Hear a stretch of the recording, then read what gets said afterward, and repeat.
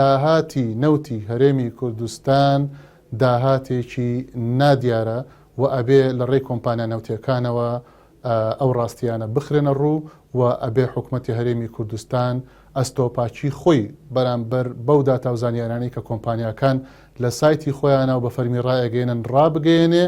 بۆ ئەوەی کە ڕوون بێ لای جەماوەر و لای خەڵک کە نەوت و داهاتی نەوتی هەرێمی کوردستان چی لێدێ. کان ئەوەی کە لەلایەن وەزارەتی سامانە سروشتەکانەوە ڕائەگەێنرێ باسی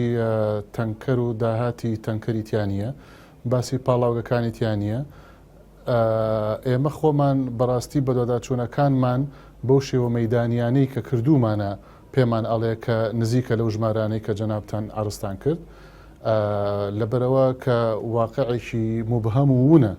لەبەرەوە ئەوە بە مؤسسات ئەکرێ، بە ئەجهیزەی ڕقابی متەخەسیس ئەکرێ،